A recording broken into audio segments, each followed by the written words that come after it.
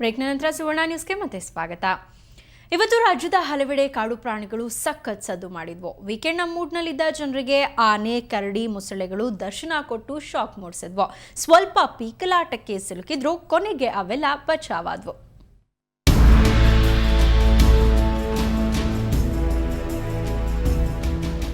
ಬೃಹತ್ ಹೊಂಡದಲ್ಲಿ ಬಿದ್ದು ಒದ್ದಾಡುತ್ತಿರೋ ಗಜರಾಜ ದಿಕ್ಕು ಕಾಣದೆ ದಂಗಾಗಿ ಆ ಕಡೆ ಈ ಕಡೆ ಓಡಾಡಿದ್ದೇ ಬಂತು. ತಿಪ್ಪರಲಾಗ ಹೊಡೆದ್ರೂ ಕಾಡಾನೆಗೆ ಆ ಹೊಂಡದಿಂದ ಮೇಲೆ ಹತ್ತಲು ಆಗ್ಲೇ ಇಲ್ಲ.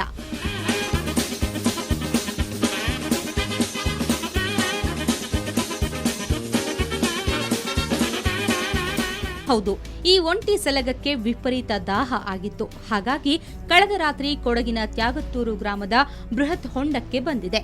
ಆಯತಪ್ಪಿ ಗುಂಡಿಯೊಳಗೆ ಬಿದ್ದಿದೆ. ತೋಟದ ಮಾಲೀಕ ಮುತ್ತಪ್ಪ ಬೆಳಿಗ್ಗೆ ತೋಟಕ್ಕೆ ಬಂದಾಗ ಅಚ್ಚರಿ ಕಾದಿತ್ತು. ಹೊಂಡದಲ್ಲಿ ಬಿದ್ದ ಒಂಟಿ ಸಲಗ ಘೀಳಿಡುತ್ತಿದ್ದನ್ನ ನೋಡಿ ಗ್ರಾಮಸ್ಥರಿಗೆ ಸುದ್ದಿ ಮುಟ್ಟಿಸಿದ್ರು. ಊರವರೆಲ್ಲ ಏನೇ ಕಸರತ್ತು ಮಾಡಿದ್ರೂ ಆನೆ ಮಾತ್ರ ಮೇಲೆತ್ತೋಕೆ ಆಗ್ಲಿಲ್ಲ. ಇವತ್ತು ನಮ್ಮ ಭಾಗದಲ್ಲಿ ಎರಡು ಕಡೆಯಿಂದನೂ, ಒಂದು ಕಡೆಯಿಂದ ಮೀಸಲರಣ್ಯ ಮೀನುಕೊಲ್ಲಿ ಇದೆ, ಇನ್ನೊಂದು ಕಡೆ ದುಬಾರೆ ಮೀಸಲರಣ್ಯ ಇದೆ. ಎರಡು ಕಡೆಯಿಂದನೂ ನಿರಂತರವಾಗಿ ಆನೆಗಳ ಉಪಟಳ ಬಂದು ಇಲ್ಲಿ ರೈತರಿಗೂ ಸಮಸ್ಯೆ ಆಗಿದೆ, ಶಾಲೆಗೆ ಹೋಗೋ ಮಕ್ಕಳಿಗೆ ಕೂಡ ತುಂಬ ಸಮಸ್ಯೆ ಆಗಿದೆ. ನಮ್ಮ ತ್ಯಾಗತ್ತೂರು ಗ್ರಾಮದಲ್ಲಿ ಮಸೀದಿ ಇರೋದ್ರಿಂದ ಒಂದು 7 ಗಂಟೆಗೆ ಮಸೀದಿ ಅಲ್ಪಸಂಖ್ಯಾತ ಮಕ್ಕಳು ಹೋಗ್ತಾ ಇರ್ತಾರೆ. ಆ ಸಂದರ್ಭದಲ್ಲಿ ಇದು ಹಲವಾರು ಸರಿಯಾಗಿ ಕಾಣಿಸಿಕೊಂಡು ಭೀತಿಯನ್ನು ಉಂಟು ಮಾಡಿದೆ. ಕೊನೆಗೆ ಅರಣ್ಯ ಇಲಾಖೆ ಅಧಿಕಾರಿಗಳಿಗೆ ಸುದ್ದಿ ಮುಟ್ಟಿಸಿದ್ರು. ಗ್ರಾಮಸ್ಥರ ನೆರವಿನಿಂದ ಅರಣ್ಯಾಧಿಕಾರಿಗಳು ಕೊನೆಗೂ ಒಂಟಿ ಸಲಗವನ್ನ ಮೇಲೆತ್ತುವಲ್ಲಿ ಯಶಸ್ವಿಯಾದರು.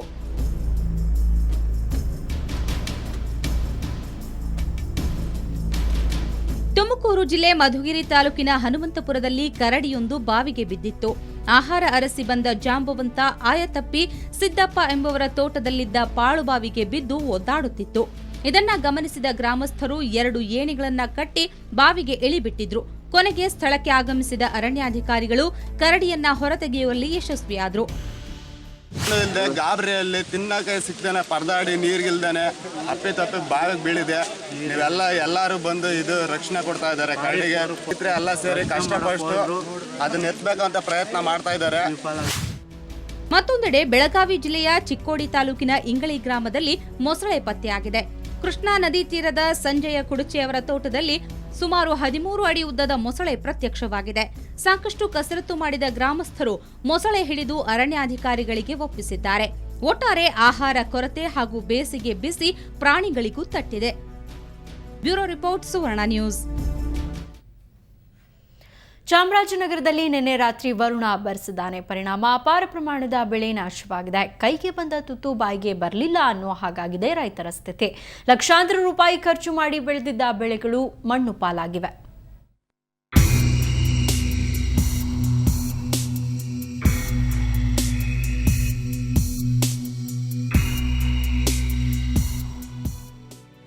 ಬುಡ ಸಮೇತ ನೆಲಕ್ಕುರುಳಿದ ಅಡಿಕೆ, ತೆಂಗು ಮರಗಳು, ನೆಲ ಕಚ್ಚಿದ ಕಬ್ಬು ಬೆಳೆ, ಅರ್ಧಕ್ಕೆ ಮುರಿದು ಬಿದ್ದ ಬಾಳೆ ಫಸಲು.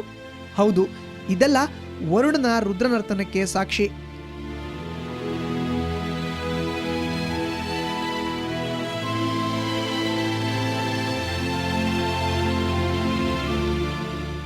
ಚಾಮರಾಜನಗರ ಜಿಲ್ಲೆಯ ರೈತರ ಮೇಲೆ ಮಳೆರಾಯ ಅವಕೃಪೆ ತೋರಿದ್ದಾನೆ. ನಿನ್ನೆ ರಾತ್ರಿ ಸುರಿದ ಭಾರೀ ಗಾಳಿ ಮಳೆಗೆ ಅಪಾರ ಪ್ರಮಾಣದ ಬೆಳೆ ಹಾನಿಯಾಗಿದೆ. ರೈತನ ಬೆಳೆಯಷ್ಟೇ ಅಲ್ಲ, ಮಳೆಯಿಂದಾಗಿ ದೊಡ್ಡ ದೊಡ್ಡ ಮರದ ರೆಂಬೆಗಳು ಮುರಿದು ಬಿದ್ದಿವೆ. ವಿದ್ಯುತ್ ಕಂಬಗಳು ನೆಲಕ್ಕುರುಳಿವೆ. ಲಕ್ಷಾಂತರ ರೂಪಾಯಿ ಖರ್ಚು ಮಾಡಿ ರೈತರು ಬೆಳೆದಿದ್ದ ಕಬ್ಬು, ಬಾಳೆ, ತೆಂಗು ಹಾಗೂ ಅಡಿಕೆ ಬೆಳೆಗಳು ಅಕಾಲಿಕ ಮಳೆಗೆ ತುತ್ತಾಗಿವೆ.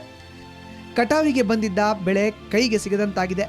ಅಕಾಲಿಕ ಮಳೆಯಿಂದಾಗಿ ಅನ್ನದಾತ ಆತಂಕಕ್ಕೀಡಾಗಿದ್ದಾನೆ.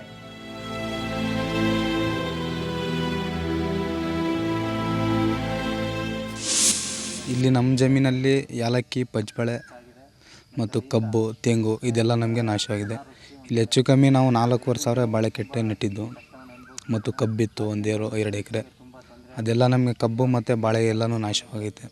1 ಎಕರೆಗೆ ಒಂದು 60,000ದಿಂದ ಖರ್ಚು ಮಾಡಿ ಒಂದು 4 ಎಕರೆಗೆ ಹೆಚ್ಚು ಕಮ್ಮಿ 3-4 ಲಕ್ಷ ರೂಪಾಯಿ ಖರ್ಚು ಮಾಡಿದ್ದೀವಿ. ಇದುವರೆಗೂ ಬರದಿಂದ ತತ್ತರಿಸಿದ್ದ ಜಿಲ್ಲೆಯ ರೈತರಿಗೆ ಈ ಮಳೆ ಮತ್ತಷ್ಟು ಸಂಕಷ್ಟ ತಂದೊಡ್ಡಿದೆ. ಬೆಳೆ ಕಳೆದುಕೊಂಡ ರೈತರು ಕಣ್ಣೀರಲ್ಲಿ ಕೈ ತೊಳೆಯುವಂತಾಗಿದೆ. ಸರ್ಕಾರ ಕೂಡಲೇ ರೈತರಿಗೆ ಸೂಕ್ತ ಬೆಳೆಹಾನಿ ಪರಿಹಾರ ನೀಡಬೇಕೆಂದು ರೈತರು ಆಗ್ರಹಿಸಿದ್ದಾರೆ. ಇವತ್ತು ರೈತನಿಗೆ ತುಂಬ ತೊಂದರೆಯಾಗಿದೆ. ರೈತ ಯಾವ ರೀತಿ ಬದುಕಬೇಕು ಅನ್ನೋದ್ರ ಕಡೆ ಯೋಚನೆ ಮಾಡಬೇಕಾಗಿದೆ ಇವತ್ತು ರೈತ. ಸರ್ಕಾರ ಇದ್ರ ಕಡೆ ಗಮನ ಹರಿಸಿ ರೈತನಿಗೆ ಸೂಕ್ತ ಪರಿಹಾರ ಕೊಟ್ಟು ಅವನ ಜೀವನವನ್ನು ಸಾಗಿಸೋ ರೀತಿಯಲ್ಲಿ ಯೋಚನೆ ಮಾಡಬೇಕು ಅಂತ ನಾವು ಈ ಮೂಲಕ ಒತ್ತಾಯ ಮಾಡ್ತಾಯಿದ್ದೀನಿ. ಒಟ್ಟಾರೆಯಾಗಿ ಕೈಗೆ ಬಂದ ತುತ್ತು ಬಾಯಿಗೆ ಬರುವ ಮುನ್ನವೇ ಮಳೆರಾಯ ಅನ್ನದಾತರ ಬಾಳಲ್ಲಿ ಚೆಲ್ಲಾಟವಾಡಿದ್ದಾನೆ. ಇದೀಗ ನೊಂದ ರೈತರು ಸರ್ಕಾರದ ನೆರವಿನ ಹಸ್ತ ನಿರೀಕ್ಷೆಯಲ್ಲಿದ್ದಾರೆ. ಚಾಮರಾಜನಗರದಿಂದ ಕ್ಯಾಮರಾ ಪರ್ಸನ್ ಪುಟ್ಟರಾಜು ಜೊತೆ ಶಶಿಧರ್ ಕೆವಿ, ಸುವರ್ಣ ನ್ಯೂಸ್. ರಾಜ್ಯಾದ್ಯಂತ ಇಂದಿನಿಂದಲೇ ಆಧಾರ್ ಗುರುತು ಚೀಟಿ ಕಡ್ಡಾಯಗೊಳಿಸಲಾಗಿದೆ. ಇದುವರೆವಿಗೂ ರಾಜ್ಯದ 5 ಜಿಲ್ಲೆಗಳಲ್ಲಿ ಆಧಾರ್ ಗುರುತಿನ ಚೀಟಿ ನೀಡಿಕೆ ಯೋಜನೆ ಪ್ರಾಯೋಗಿಕವಾಗಿ ಜಾರಿಯಲ್ಲಿತ್ತು. ಈಗ ರಾಜ್ಯಾದ್ಯಂತ ಇದನ್ನು ವಿಸ್ತರಿಸಲಾಗಿದೆ. ಬೆಂಗಳೂರಿನಲ್ಲಿಂದು ಆಧಾರ್ ಯೋಜನೆ ಮುಖ್ಯಸ್ಥ ನಂದನ್ ನೀಲ್ಖೇಣಿ ಜೊತೆಗಿನ ಭೇಟಿ ಬಳಿಕ ಸಿಎಂ ಸಿದ್ದರಾಮಯ್ಯ ಈ ವಿಷಯ ತಿಳಿಸಿದರು. ಆಧಾರ್ ನೋಂದಣಿ ಕೇಂದ್ರಗಳ ಸಂಖ್ಯೆ ಹೆಚ್ಚಿಸುವುದಾಗಿ ತಿಳಿಸಿದ ಅವರು, ವರ್ಷಾಂತ್ಯದೊಳಗೆ ಎಲ್ಲರಿಗೂ ಆಧಾರ್ ಕಾರ್ಡ್ ವಿತರಿಸುವ ಗುರಿ ಹೊಂದಲಾಗಿದೆ ಅಂತ ಹೇಳಿದರು.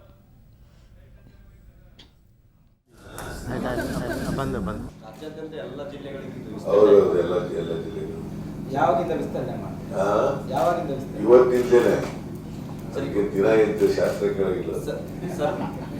ಬೇಗ ಸರ್ ರೇಷನ್ ಕಾರ್ಡ್ ತಗೊಳ್ಳೋದಕ್ಕೆ ಆಧಾರ್ ಕಾರ್ಡ್ ಅನ್ನ ಇನ್ನು ಪರಿಗಣನೆ ಮಾಡ್ತಾ ಇಲ್ಲ, ಅಂದ್ರೆ ಅದನ್ನು ವೋಟರ್ ಐಡಿ ತರ ಒಂದನ್ನಾಗಿ ಇದು ಮಾಡ್ತಾ ಇದ್ದಾರೆ. ಅದೇ ಅದನ್ನು ಕೂಡ ಈಗ ನಾವು ಜೂನ್ ತಿಂಗಳಿಂದ ಅಥವಾ ಜುಲೈ ತಿಂಗಳಿಂದ ರೇಷನ್ ಕಾರ್ಡ್ ₹1 1 kg ಅಕ್ಕಿ ಕೊಡ್ತಕ್ಕಂಥದ್ದು ಕೂಡ ಮಾಡ್ತಿರೋದು, ಅದನ್ನು ಇಲ್ಲಿ ಅಳವಡಿಸ್ತಕ್ಕಂಥದ್ದನ್ನೆಲ್ಲ ಮಾಡ್ತೀವಿ. ಫುಲ್ ಕಂಟ್ರಿದಲ್ಲಿ 40 ಕೋಟಿ ಜನಕ್ಕೆ ಎನ್ರೋಲ್ಮೆಂಟ್ ಆಗಿದೆ.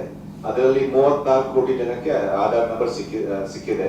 ಕರ್ನಾಟಕದಲ್ಲಿ 2.2 crore ಜನಕ್ಕೆ ಆಧಾರ್ ಜನರೇಟ್ ಆಗಿದೆ ಮತ್ತು ಅಬೌಟ್ 3 crores ಎನ್ರೋಲ್ಮೆಂಟ್ ಆಗಿದೆ, ಅಬೌಟ್ 50% ಎನ್ರೋಲ್ಮೆಂಟ್.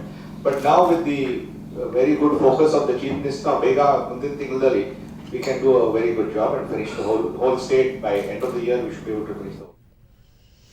ಇದಿಷ್ಟೇ ಹೊತ್ತಿನ ಸುದ್ದಿ. ನೇರ ದಿಟ್ಟ ನಿರಂತರ ಸುದ್ದಿಗಾಗಿ ನೋಡ್ತಾ ಇರಿ ಸುವರ್ಣ ನ್ಯೂಸ್.